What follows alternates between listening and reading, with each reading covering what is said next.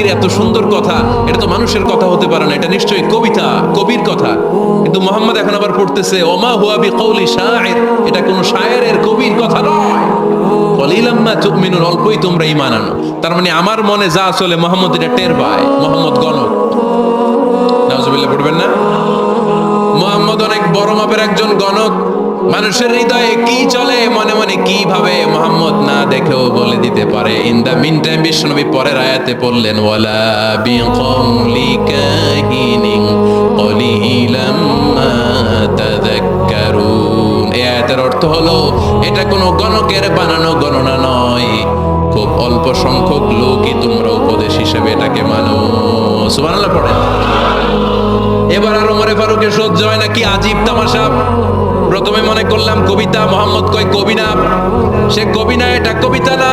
তারপর ভাবলাম সে গণক, সে আয়াত পরে পরে বলে দিল এটা গণনা নয়, তাহলে এটা কি? এটা কি কবিতাও না, গণনাও না, তাহলে এটা কি? বিশ্বনবী তখন পড়লেন তানজিলুম মির রাব্বিল আলামিন। সুবহানাল্লাহ পড়েন। পরের আয়াত ছিল তানজিলুম মির রাব্বিল আলামিন। এটা দুনিয়ার কোনো কবির বানানো কবিতা না, এটা কোনো গণকের গণনা না, এটা কোনো সাহিত্যিকের বানানো সাহিত্য নয়, এটা মহাবিশ্বের পরিচালক রব্বুল আলামিনের কাছ থেকে পাঠানো কিতাব কোরআন। সূরা হাক্কার ধাক্কায় ওমর ফারুক গাইড, এই ধাক্কা খেয়ে উথাল পাথাল হৃদয়ের মধ্যে, হায় রে এ কি বাণী, এ কেমন কথা, কে মুহাম্মদ? তারপরও শয়তানের ওয়াসওয়াসা আছে না নাই? আল্লাহ বলে যতই ওয়াসওয়াসা ওমরকে দেয়া হোক, আমি ওমরে ফারুককে এই মুসলিম উম্মাতের সেনাপতি বানিয়ে ছাড়বো, আমি সেনাপতি বানাবো। এবার 3 নাম্বার ডোজ। ডাক্তারের কাছে গেলে প্রথমে দেখবেন সিম্পল ডোজ দেয়, নরমাল ওষুধ, এটাতে কাজ না হলে ডোজ বাড়ায়, একেবারে কাজ না হলে অ্যান্টিবায়োটিক মারে, আছে না নাই? আল্লাহ প্রথমে দোয়ার ছোঁয়া লাগালেন, তারপর সূরা হাক্কা দিয়ে ধাক্কা মারলেন, এরপরে রব্বুল আলামিন বলেন এবার 3 নাম্বার ডোজ সূরা তহা দিয়ে আমি তোমার হৃদয়টারে উজালা বানায় দেব রে ওমর। শয়তান দিক দিয়ে ওয়াসওয়াসা, খেলা দুই দিক থেকে চলতেছে। আল্লাহ তাআলা হেদায়েতের রাস্তায় টানছে, শয়তান জাহান্নামের দিকে টানছে। ঘোষণা দেয়া হলো মক্কায়, মুহাম্মাদের মাথা কেটে এনে দিলে এত এত স্বর্ণ মুদ্রা দেয়া হবে। ওমরে ফারুক রাজি হয়ে গেলেন, নাঙ্গা তলোয়ার নিয়ে বিশ্বনবীর মাথা কাটার জন্য ছুটলেন। নাউজুবিল্লাহ পড়বেন না? বনু জাহরা গোত্রের এক লোক বলে আইনা ইয়া ওমর, কই যাও? মুহাম্মাদের মাথা কাটতে যাই। আরে মুহাম্মাদের মাথা কাটতে যাও, তোমার বোন ফাতিমা বিনতে খাত্তাব আর তোমার বোন জামাই সাঈদ কদ সাবা, এরা তো ধর্ম ত্যাগ করে ফেলছে, এটা তো আমাদের ধর্ম ত্যাগ করে মুহাম্মাদের ফলোয়ার হয়ে গেছে। আগে ওমর ঘর সামলাও, পরে মুহাম্মাদের মাথা কাটতেছে। ওমরে ফারুক অবাক হয়ে গেলেন, তলোয়ার নিয়ে বিশ্বনবীর দিকে না যে নিজের বাড়ির দিকে চলে গেলেন।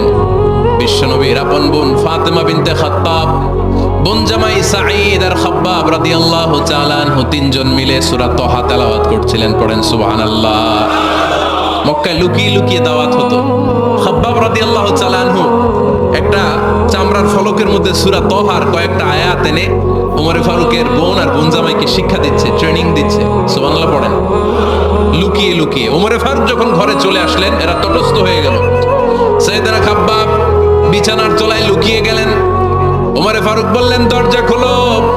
ফাতিমা বিনতে খাত্তাব দরজা খোলার পরে নির্মম ভাবে সাইয়েদনা ওমর রাদিয়াল্লাহু তাআলা আনহু বোনের গায়ে আঘাত শুরু করে দিল।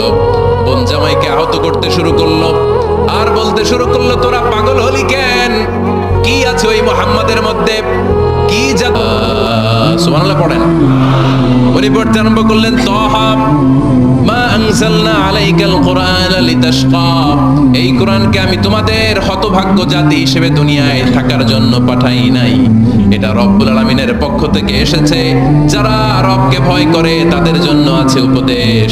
যিনি আকাশ বানিয়েছেন, জমিন বানিয়েছেন, ওই আল্লাহ তাআলা নিজেই এই কোরআন পাঠিয়েছেন। আওয়াজ করে পড়তে হবে আল্লাহু আকবার। উনি খুব ভালো আরবি জানতেন। সূরা তহা পড়ার পরে আর ধৈর্য ধারণ করতে পারে না। ওমরে ফারুক ছোট্ট বাচ্চার মতো কান্না শুরু করে দিলেন। আল্লাহু আকবার। সূরা তহাটা হাতে নিয়ে, তলোয়ারটা হাতে নিয়ে বিশ্বনবীর দিকে ছুটতে আরম্ভ করলেন। আইনা মুহাম্মদ, কোথায় মুহাম্মদ? তোমরা আমাকে মুহাম্মাদের কাছে নিয়ে চলো। বিশ্বনবী তখন সাফা পাহাড়ের পাদদেশে দারুল আরকাম ইবনে আলকামের ঘরে লুকিয়ে লুকিয়ে কোরআনের দাওয়াত দিতেন। ওমরে ফারুককে পাগলের মতো ছুটে আসতে দেখে বিশ্বনবীর চাচা হামজা ইবনে আব্দুল মুত্তালিব বলল, নবী আপনি পালান, ওই যে খাত্তাবের বেটা ওমর আপনাকে অপমান করার জন্য, আক্রমণ করার জন্য তেড়ে এসেছে। সাহাবীরা বললেন, নবী আপনি পালিয়ে যান, আমরা সামাল দেব। বিশ্বনবী বললেন, না আমি পালাবো না, বরং তোমরা সরে যাও। ওমর ইবনে আল খাত্তাবকে আমার দরবার পর্যন্ত আসতে দাও। আমার তো মনে হচ্ছে ওই যে তাহাজ্জুদের নামাজ শেষে চোখের পানি ছেড়ে যে আমি আল্লাহর কাছে দোয়া করেছি, আজকে আমার ওই দোয়াটা কবুল হতে শুরু করেছে। আমার তো মনে হচ্ছে আমার ওই দোয়া কবুল হবে, আসতে দাও। ওমর ফারুক এসে বললেন, আশহাদু আল্লা ইলাহা ইল্লাল্লাহ ওয়া আশহাদু আন্না মুহাম্মাদান আবদুহু ওয়া রাসূলুহু। আমি সাক্ষ্য দিলাম আল্লাহ ছাড়া কোনো ইলাহ নাই, নিশ্চয় আপনি আল্লাহর প্রেরিত বান্দা এবং রাসূল। পড়েন সুবহানাল্লাহ। ওমর ফারুক যখন কালিমা শাহাদা পড়ে মুসলমান হয়ে বিশ্বনবীর হাতে হাত রাখলেন, মুসলিম সাহাবীদের মধ্যে খুশি আর আনন্দের বন্যা বয়ে গেল। মুসলিম হাতে গোনা সাহাবারা আল্লাহর প্রশংসা করলেন। বিশ্বনবী সাইয়েদনা ওমর ফারুককে জড়িয়ে ধরলেন। ওমর ফারুক আবার বিশ্বনবীরে বললেন, নবী গো, আলাসনা আলাল হক, আমরা কি সত্যের উপরে আছি নাকি আমরা ভুলের উপরে আছি? বিশ্বনবী বললেন, বালা নাহনু আলাল হক, আমরা এই সত্যের উপরে আছি। সুবহানাল্লাহ পড়ে। আলাসনা আলাল হক, নবী আমরা কি সত্যের উপরে নাই? হ্যাঁ অবশ্যই ওমর, তুমি সত্যের উপরে আছো। ওমর ফারুক বললেন, তাহলে ফাফিমাল ইখতিফা, তাহলে লুকায় লুকায় আর দাওয়াত দেব কেন? আমি তো কালিমা পড়ে ফেলছি, আসেন আমার সাথে বের হই। ফাফিমাল ইখতিফা, আর লুকায় লুকায় কেন? আসেন আমরা বাইরে বের হই। বিশ্বনবী বললেন, ওমর এটা মাক্কি জীবন, এখানে আমরা একটু গোপনে গোপনে দাওয়াত দিতে চাই। ওমরে ফারুক বলে, না, আমার দায়িত্ব, আমি একটা মিছিল দিতে চাই নবী। আল্লাহর নামের তাকবীর দিতে দিতে দারুল আরকাম থেকে শুরু করে মসজিদুল হারাম পর্যন্ত একটা মিছিল দিয়ে আমি মক্কা কাঁপাইয়া দেব। অনুমতি দেন। বিশ্বনবী দিতে চান।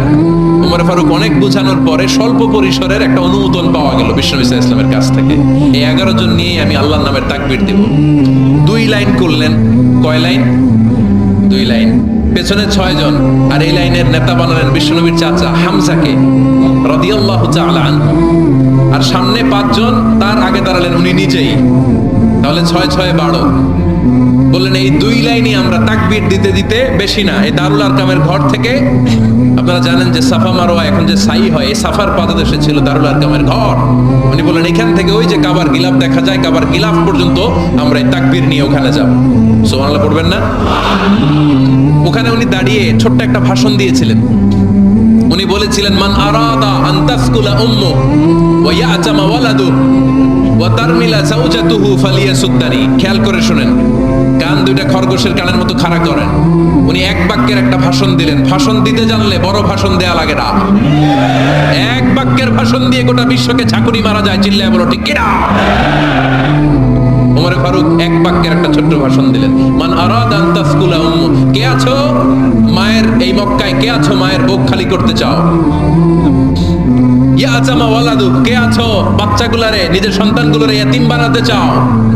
কে আছো তারমিলা যাওজাতুহু, নিজের স্ত্রীকে বিধবা বানাতে চাও? ফালিয়া সুদ্দানি, বুকের পাটা থাকলে আমি ওমর রে থামাও। ফালিয়া সুদ্দানি, দেখি মক্কায় কার এত বড় বুকের পাটা। কে আছো মায়ের বুক খালি করতে চাও, সন্তান রে এতিম বানাতে চাও, স্ত্রীকে বিধবা বানাতে চাও? ফালিয়া সুদ্দানি, পারলে আমারে ঠেকাও। এই বলে উনি আল্লাহু আকবার, আল্লাহু আকবার, আল্লাহু আকবার বলে স্লোগান শুরু করে দিলেন। এক এক স্লোগানে মক্কার মরুজমিন থারথার করে কাঁপতে আরম্ভ করলো। এই মিছিল মক্কার কেউ দেয় নাই। মিছিলের আওয়াজ শুনে আবু জাহেল বাইরিস, উতবা বাইরিস, শাইবা, ওয়ালিদ ইবনে মুগিরা সব বের হয়েছে। কিরে, আমার এলাকায় এত বড় স্লোগান, কার এত সাহস? বের হয়ে দেখে মিছিলের সামনে ওমর। ওমর রে দেখে দিছে এক দৌড়। থামানোর মতো বাপের বেটা মক্কায় দ্বিতীয়টা কেউ ছিল না। আওয়াজ করে বলেন ঠিক কিনা? ওমরে ফারুক আল্লাহু আকবার, আল্লাহু আকবার বলে স্লোগান দিতে দিতে মসজিদুল হারামের ভিতরে ঢুকে গেল। কাবার গিলাফ ধরার পরে সেদিন মিছিল থেমেছে। ওই আল্লাহর নামের স্লোগান সেদিন কেউ থামাতে পারে নাই, কিয়ামত পর্যন্ত কেউ থামাতে পারবে না। চিল্লায় বলো ঠিক কিনা?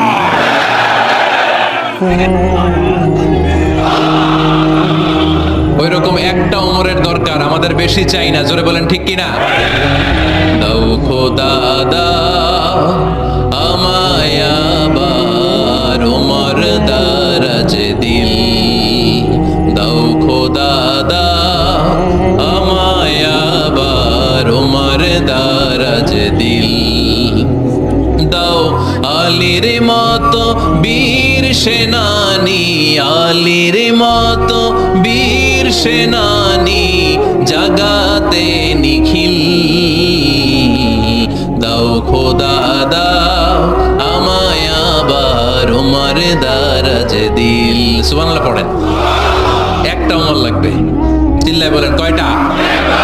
ওই ওমরের অপেক্ষায় বাংলাদেশ সহ গোটা মুসলিম উম্মাহ, ঠিক কিনা? একটা ওমরই যথেষ্ট। আমাদের সেন্ট্রাল লিডারশিপ নাই তো, আমাদেরকে এদিকে লাথি মারলে আমরা ওইদিকে যাই, ওদিক থেকে গুতা মারলে আমরা এদিকে যাই। আমাদের রিপ্রেজেন্টেটিভ, আমাদের প্রতিনিধিত্ব করার মতো কোনো কেন্দ্রীয় লিডারশিপ নেতৃবৃন্দ গোটা বিশ্বে নাই, ঠিক কিনা? আমরা সেই ওমরে ফারুকের অপেক্ষায়, আমরা সেই ইমাম আল মাহাদির অপেক্ষায়। এই ওমরে ফারুক আমাদের মডেল, ঠিক কিনা? থার্ড ইন পজিশন এই পুরা উম্মতের মধ্যে ওনার পজিশন নাম্বার 3। 1 নাম্বার পজিশন বিশ্বনবীর, কার? 2 নাম্বার পজিশন কার? আবু বকর। 3 নাম্বার পজিশন কার? ওমরে ফারুকের। বিশ্বনবী বলতেন লা নবিয়্যা বা'দি, লা নবিয়্যা বা'দি, আমার পরে কোনো নবী নাই, ওয়ালা রাসূলা, আমার পরে কোনো রাসূলও নাই, ঠিক কি না? আল্লাহর হাবিব বলতেন লাউ কানা বা'দি নাবিয়্যুন লাকানা উমর, তবে আমার পরে যদি নবী হওয়ার যোগ্যতা কারো থাকে আমার ওমরের ওই যোগ্যতা আছে। সুবহানাল্লাহ পড়েন। প্রভু তুমি বলেছো রাসূল দেবে না, বলনি দেবে না ওমর, বলনি দেবে না হামজা তারি, খালিদ বিজয় সমর। প্রভু তুমি বলেছো রাসূল দেবে না, বলনি দেবে না ওমর, বলনি দেবে না হামজা তারি, খালিদ বিজয় সমর। প্রভু তুমি বলেছো রাসূল দেবে না। সুবহানাল্লাহ পড়েন। এজন্য আমরা একটা ওমর চাই। কয়টা? বেশি লাগবে? নেতার মতো নেতা কয়টা লাগে? জোরে বলেন কয়টা? ওনার সাথে বিশ্বনবী সাল্লাল্লাহু আলাইহি ইসলামের মুসাহারার সম্পর্ক ছিল।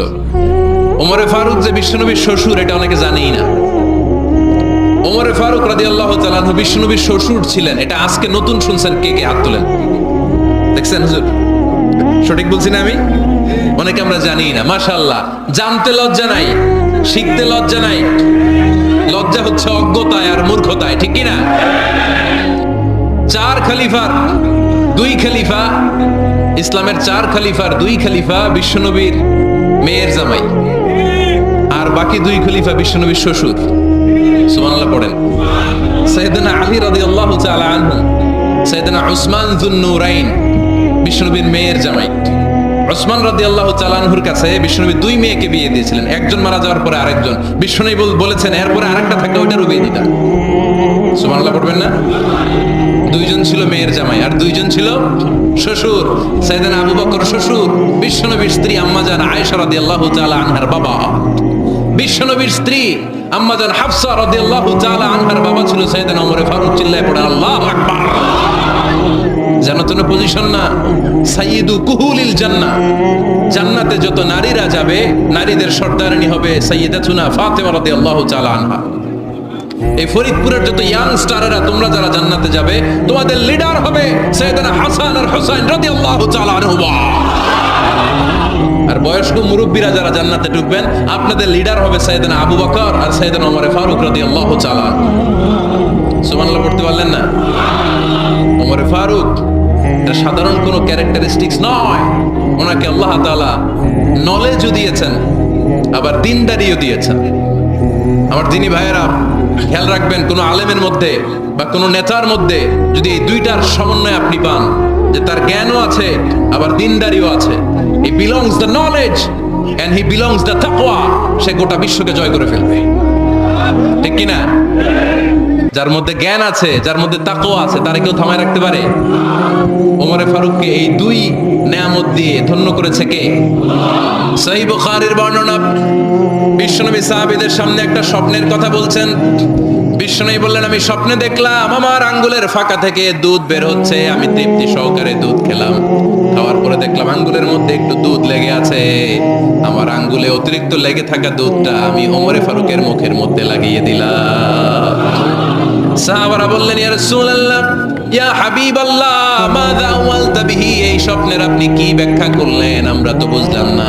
বিশ্বনবী বললেন, আওয়ালতু বিহি আল ইলম, আমি এই দুধ দিয়ে জ্ঞানের ব্যাখ্যা করেছি, কারণ ওমরকে আল্লাহ যেই জ্ঞান দিয়েছে গোটা বিশ্বের কাউকে এত জ্ঞান দেয় না। এজন্য স্বপ্নে যদি কেউ দেখেন যে আপনি দুধ খাচ্ছেন, তার মানে আল্লাহ তাআলা আপনার জ্ঞান বাড়ায় দেবে। ওমর ফারুককে দুধ খেয়ে অতিরিক্ত দুধের অংশটা বিশ্বনবী আবু বকর রাদিয়াল্লাহু তাআলা আনহুর মুখে দেন নাই, সাইয়েদনা উসমানের মুখে দেন নাই, আলী রাদিয়াল্লাহু তাআলা আনহুর মুখে দেন নাই। স্বপ্নে ওই অতিরিক্ত লেগে থাকা দুধটা বিশ্বনবী ওমর ফারুকের ঠোঁটের মধ্যে লাগিয়ে দিয়েছেন। এই হাদিস থেকে প্রমাণ হয় আল্লাহ তাআলা জ্ঞানের নেয়ামতে সাইয়েদনা ওমর ফারুককে ধন্য করেছেন। আবার বুখারীর বর্ণনা, বিশ্বনবী সাল্লাল্লাহু আলাইহি ওয়াসাল্লাম আরেকটা স্বপ্নের বর্ণনা দিচ্ছেন। তিনি বললেন, তোমাদের সবাইকে স্বপ্নে আমার সামনে দাঁড় করানো হলো।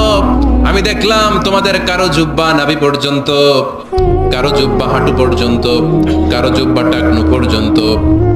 ওমরে ফারুককে যখন স্বপ্নে আমার সামনে দাঁড় করিয়ে দেয়া হলো, আমি দেখলাম ওমরের জুব্বা এত লম্বা, ওমর টেনে হিচড়ে তার জুব্বা নিয়ে সামনে হেঁটে যাচ্ছে। সাহাবারা বললেন, ফামাযা আওয়ালতা বিহি ইয়া রাসূলুল্লাহ, ও আল্লাহর রাসূল, এই স্বপ্ন দিয়ে আপনি কি বোঝাতে চাইলেন, আমরা কিছু বুঝলাম না। বিশ্বনবী বললেন, আউয়ালতু বিহি আদ-দীন, আমি এই হাদিসের দ্বারা দ্বীনের ব্যাখ্যা করলাম, যার জামা যত লম্বা তার দ্বীনদারি তত বেশি।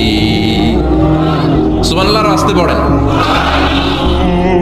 স্বপ্নে দেখলেন কোন সাহাবীর জুব্বা নাভি, কোন সাহাবীরটা হাঁটু, কারোটা টাকনু, কিন্তু ওমরে ফারুকের জুব্বা এত লম্বা, ইয়াজুরু সাওবাহু, তিনি তার জুব্বা টেনে হিচড়ে যাচ্ছেন। বিশ্বনবী বললেন, এটা দ্বারা আমি দ্বীন, আমি তাকওয়া, দ্বীনদারি, তাকওয়া, এটার ব্যাখ্যা করেছি।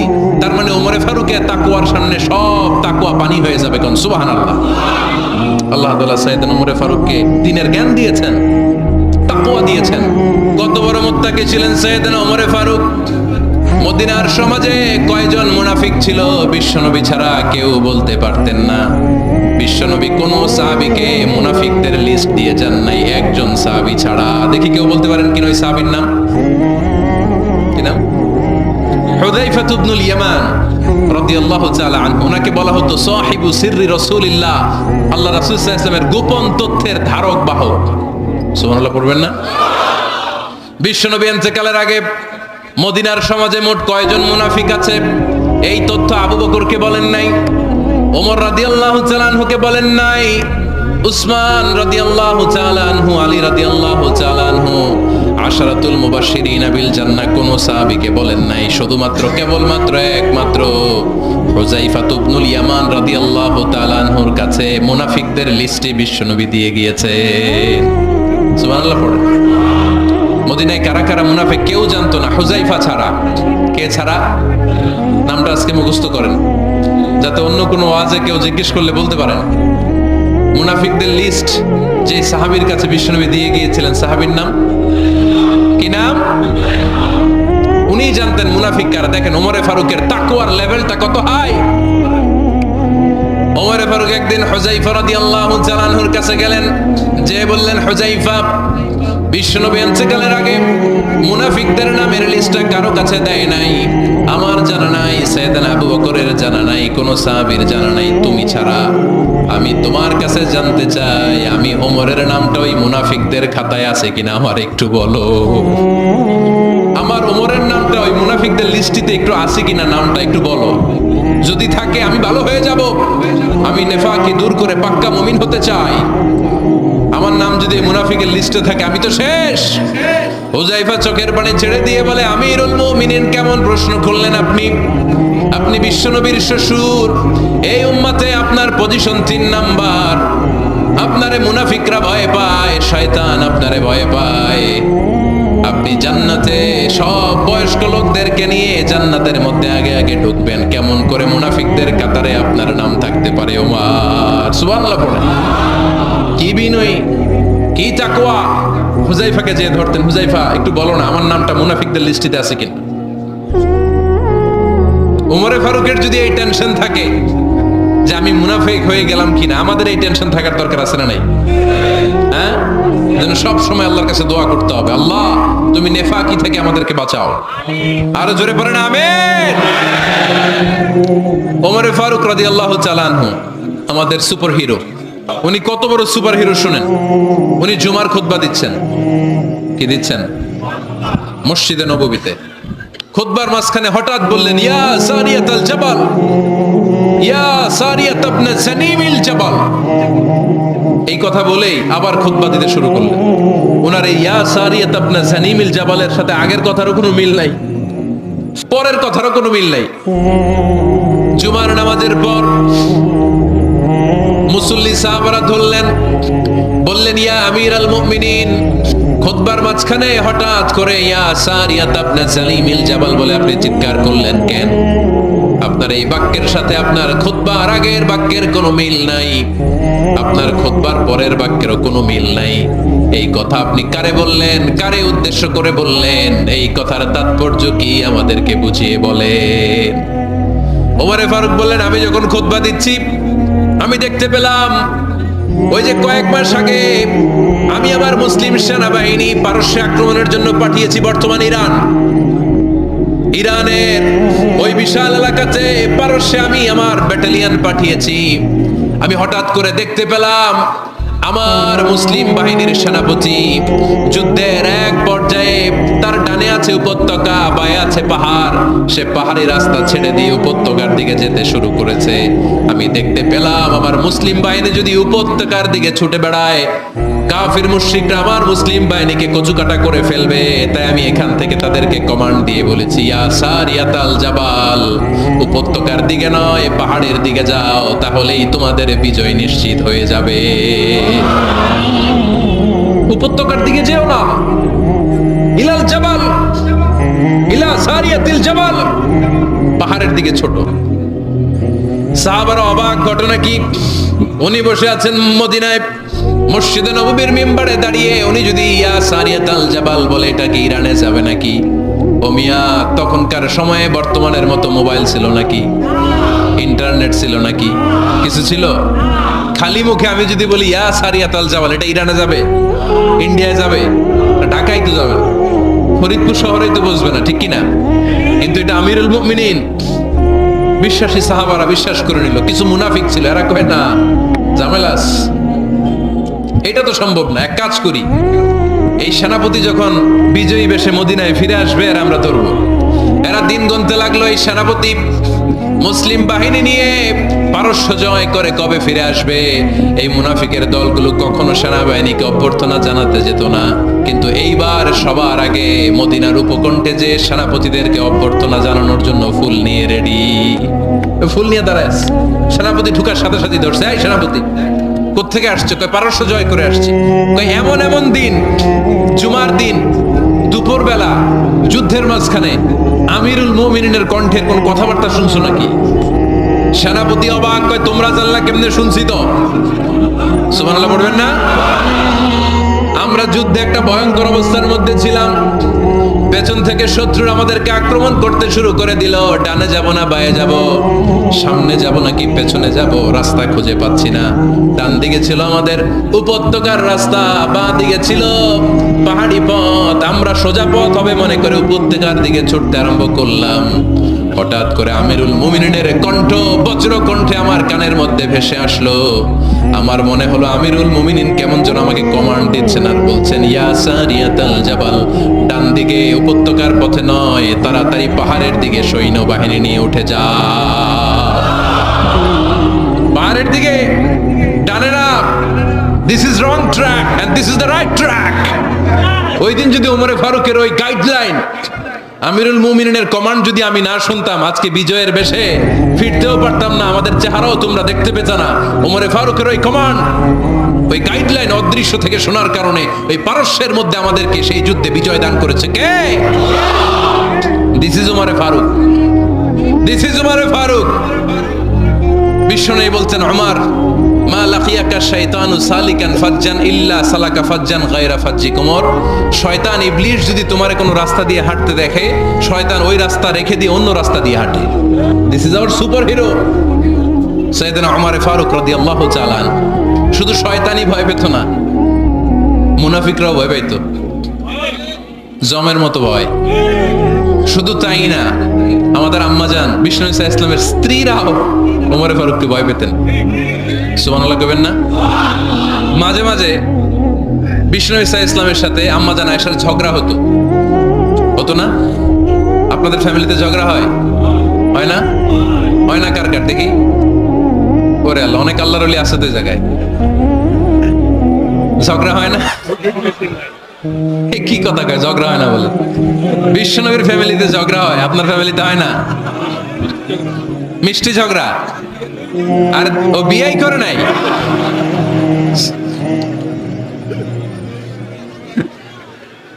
ঝগড়া তো হবেই, দাম্পত্য জীবনের মজাটাই তো এখানে।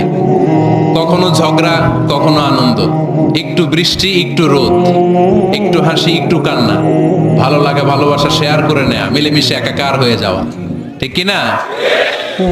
তো আল্লাহর হাবিব সাল্লাল্লাহু আলাইহি ওয়াসাল্লামের সাথে আম্মাজান আয়েশার ঝগড়া হতো। একদিন ঝগড়া হয়ে দুইজন রেগে আছে। খবরদার দুইজন রেগে থাকবেন না, আবার একজন রাগলে আরেকজন থেমে যাবেন, কারণ এই ছোট্ট ঝগড়া থেকে এটা অনেক সময় বিচ্ছেদের দিকে গড়ায়। আমার প্রিয় ফরিদপুরবাসী, ভাবি রেগে গেলে আপনি রাগেন না, ওই দিন আপনি একটু ঠান্ডা থাকেন। আবার আপনি রেগে গেলে, আমার মাইকের আওয়াজ যদি ভাবিরা শুনেন, আপনারা রেগে যায় না, একটু ঠান্ডা থাকবেন। দুইজনে রেগে গেলে তো তৃতীয় বিশ্বযুদ্ধ শুরু হবে, তাই না? একজন রেগে গেলে আরেকজন ঠান্ডা, কারণ এই সামান্য ঝগড়া থেকে ইগোর কারণে এটা বিচ্ছেদ আর ডিভোর্স পর্যন্ত গড়ায়। আর শয়তান এখানে উস্কানি দেয়, কারণ ইমানদারদের ফ্যামিলি ভাঙতে পারলে শয়তান সবচেয়ে বড় খুশি হয়, আর ইমানদারদের ফ্যামিলি টিকে থাকলে খুশি হয়ে যায় কে? আম্মাজান আয়েশা রাদিয়াল্লাহু তাআলা আনহার সাথে বিষ্ণু ইসা ইসলামের ঝগড়া হতো মাঝে মাঝে। একবার ঝগড়া হলো, বিষ্ণু ইসা ইসলামও রাগ, আম্মাজান আয়েশাও রাগ। তো বিষ্ণুই বললেন, আয়েশা, ঝগড়া করে আর কতক্ষণ থাকবো, আসো মিটমাট করি। আয়েশা রাদিয়াল্লাহু বললেন, ঠিক আছে মিটমাট করবো। তো বিষ্ণু ইসা ইসলাম বললেন, মিটমাটের জন্য কারে ডাকবো? ওমর রে ডাকি। কয় না, ওমর রে না, ওমর গালিজ, ওমর অনেক রাগে, আমার ডর লাগে। কয় তাহলে তোমার আব্বারে ডাকি। কয় ডাকেন। কি খুশি, মেয়েদের মধ্যে অভ্যাসটা আছে না নাই? তাহলে তোমার আব্বারে ডাকি, ডাকেন। ডেকে নিয়ে আসা হলো। আবু বকর রাদিয়াল্লাহু তাআলা আনহু দাঁড়ালেন, আম্মাজান আয়েশা দাঁড়ালেন, বিশ্বনবীও দাঁড়ালেন। বিশ্বনবী বললেন, আয়েশা, তোমার আব্বা আসছে, এবার ঘটনা খুলে বলার পালা, তুমি বলবা নাকি আমি বলবো? আম্মাজান আয়েশা বললেন, আপনি বলেন, তবে ওয়ালা তাকুল ইল্লা হাক্কান, যেটা ঘটছে ওইটাই বললেন, মিথ্যা কথা কইেন না। আবু বকর রাদিয়াল্লাহু তাআলা আনহু রেগে মেগে আগুন। কি, এই কথা তুমি কেমন করে বলো? বিশ্বনবীকে মিথ্যা কথা কখনো বলবে? রেগে মেগে দিলেন মেয়ের গালে এক চড়। বানিয়ে বলতেছি না, মুসনাদ আহমদ ইবনে হাম্বলের হাদিস। বাবার হাতের থাপ্পড়কে আম্মাজান আয়েশা উল্টে বললেন। সাইয়েদনা আবু বকর রাগে গড়গড় করছেন, আবার মারার জন্য তেড়ে গেলেন। এবার বাঁচার জন্য আম্মাজান আয়েশা বিশ্বনবীর পিছনে যে আশ্রয় নিলেন, বিশ্বনবী বাঁচানোর জন্য দুই হাত মেলে দাঁড়িয়ে গেলেন। পড়েন সুবহানাল্লাহ। বিশ্বনবী যখন দুই হাত মেলে দাঁড়িয়ে গেলেন, সাইয়েদনা আবু বকর রাদিয়াল্লাহু আনহু থেমে গেলেন। সাইয়েদনা আবু বকর রাদিয়াল্লাহু তাআলা আনহু ঘর থেকে বের হয়ে বারান্দায় দাঁড়ালেন। পড়েন সুবহানাল্লাহ। এবার বিশ্বনবী আম্মাজান আয়েশার কাছে যেয়ে বলেন, ইয়া আয়েশা, কাইফা রাআইতিনি আনখাসতুকি মিনার রাজুল, দেখছো কেমনে বাঁচাইলাম? আমি না থাকলে ভর্তা বানাই ফেলতো আজকে। আমি বাঁচাইছি তোমারে, আমি, আমার লগে ঝগড়া করো তুমি। লজ্জায় পড়ে আম্মাজান আয়েশা খিলখিল করে হেসে দিলেন, বিশ্বনবীও হেসে দিলেন। দুইজনের হাসির মধুর আওয়াজ শুনে সাইয়েদনা আবু বকর বাইরে থেকে অবাক, কিরে এতক্ষণ না ঝড় তুফান, এখন দেখি হাসি। সালাম দিয়ে অনুমতি নিয়ে ভিতরে ঢুকলেন। ঢুকে দেখেন আম্মাজান আয়েশাও হাসে, বিশ্বনবীও হাসে। এ হাসি দেখে আবু বকর রাদিয়াল্লাহু আনহু হেসে দিলেন। আরশের উপর থেকে খুশি হয়ে গেলেন কে? এবার সাইয়েদনা আবু বকর রাদিয়াল্লাহু তাআলা আনহু বললেন, ইয়া রাসূলুল্লাহ, আশরিকানি ফি সিলমিকুমা কামা আশরাকতুমানি ফি হারবিকুমা। ও নবী, যুদ্ধ লাগলে, দুইজন যুদ্ধ লাগলে মীমাংসার জন্য যেমনি আমারে ডাকেন, এরকম হাসি আর আনন্দের মুহূর্তেও আমারে একটু ডাইকেন। আর শিখানি ফি সিলমিকুমা কামা আশরাকতুমানি ফি হারবিকুমা। নবী, আপনাদের মধ্যে ঝগড়া লাগলে সন্ধি করার জন্য আমারে যেমনি ডাকেন, আপনাদের হাসি খুশি আনন্দ খুনসুটি এই মজাদার মুহূর্তগুলোতে আমারে বঞ্চিত রাখেন না, আমার একটু ডাইকেন। সুবহানাল্লাহ পড়েন। এই মুসনাদ আহমদ ইবনে হাম্বলের হাদিস শোনার উদ্দেশ্য হচ্ছে, বিশ্বনবী প্রথমে ওমরে ফারুকের নাম বলেছিলেন। সাইয়েদনা আয়েশা বলে, না আমি ডরাই। হাইবাত, দিস ইজ কল্ড হাইবাত ওমর। একবার বিশ্বনবীর সব বিবিরা ধরলেন, ও নবী আমাদেরকে এটা দেন, ওইটা দেন, ঘরে এটা নাই, ওইটা নাই, ওইটা নাই। বিশ্বনবীকে, আমার কাছে কিচ্ছু নাই, কিছু দিতে পারবো না, আমার নাই তো, সামর্থ্য নাই। কিন্তু বিবিরাও ছাড়ে না, এটা দেন, ওইটা দেন। বিশ্বনবী রহমতের নবী, বিবিদেরকে বুঝাতেও পারেন না, বিবিরা আবদার করতেছে, নবী এটা লাগবে, ওইটা লাগবে। ইন দ্য মিন টাইম বিশ্বনবী একজনের সালাম শুনতে পেলেন, কে যেন দরজায় দাঁড়িয়ে বলতেছে আসসালামু আলাইকুম। বিশ্বনবী দরজার দিকে তাকালেন, তাকিয়ে বললেন ওয়া আলাইকুমুস সালাম, আর বুঝতে পারলেন এটা আমার ওমরের সালাম। সালাম দেওয়ার পরে বিবিদের দিকে তাকায় দেখে একজন বিবিও নাই, সব অন্দরমহলের ভিতরে দৌড়। সুবহানাল্লাহ পড়তে পারলেন না? This is our super hero Omar. এরকম ওমর একটা লাগবে, চিল্লায় বলেন কয়টা? একটা ওমর গোটা বিশ্বকে সোজা করে দিবে। একটা ওমর সবল আর দুর্বলের সব পার্থক্য দূর করে দিবে, মাজলুমের উপর জালিমের অত্যাচারের অবসান ঘটায় দিবে, গোটা বিশ্বটাকে সাম্য, মৈত্রী, ভালোবাসার ইনসাফ দিয়ে পরিপূর্ণ করে দিবে। সেই ওমরের অপেক্ষায় আমরা। নিজের ছেলেকে 80টা বেত মেরেছেন। কয়টা? 80টা বেত মেরেছেন। এই ব্যাপারে অনেকগুলো বর্ণনা পাওয়া যায়। সবচেয়ে সহিহ বর্ণনা হচ্ছে মুয়াত্তা ইমাম মালিকের বর্ণনা। ওমরে ফারুক রাদিয়াল্লাহু তাআলা আনহুর ছেলে আব্দুর রহমান মারুফুন বিআবি শাহমা ছিলেন মিশরে। ওখানে নাবিজ খেয়েছিলেন।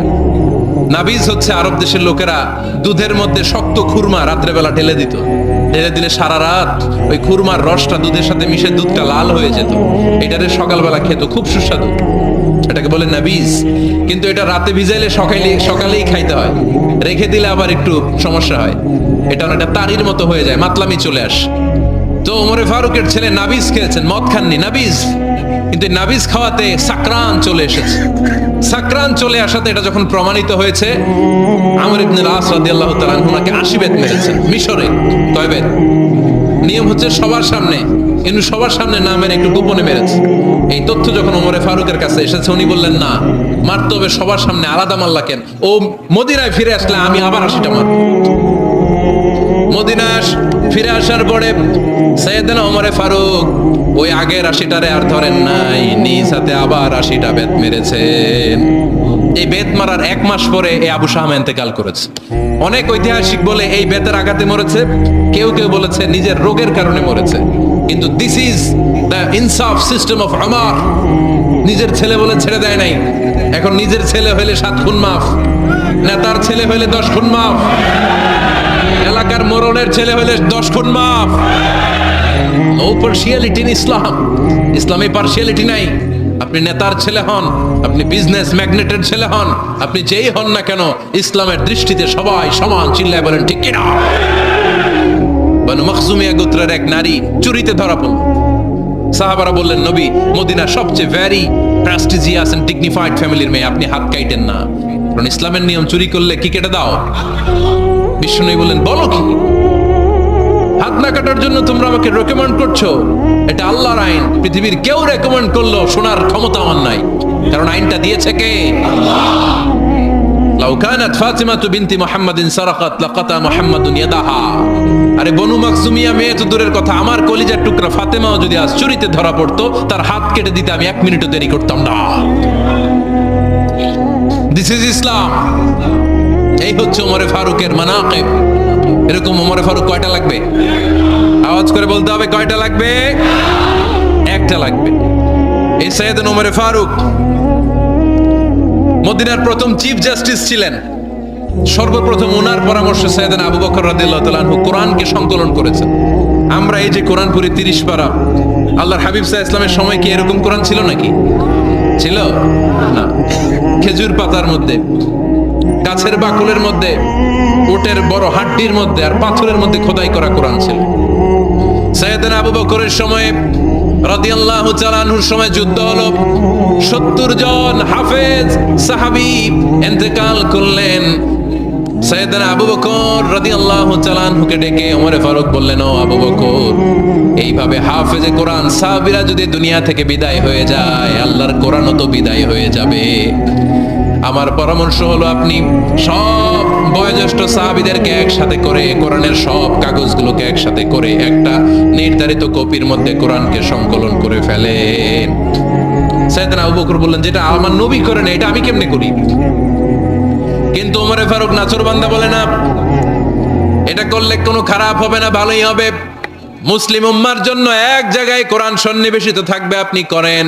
সাইয়েদনা আবু বকর রাজি হয় না, ওমরে ফারুকও ছাড়ে না। ওমরে ফারুক বলতে বলতে বলতে বলতে এমন ভাবে সাইয়েদনা আবু বকর রাদিয়াল্লাহু তাআলা আনহুকে ধরলেন, সব শেষে সাইয়েদনা আবু বকর ওমরে ফারুকের কথায় কোরআন সংকলনে রাজি হয়ে গেলেন। পড়েন সুবহানাল্লাহ।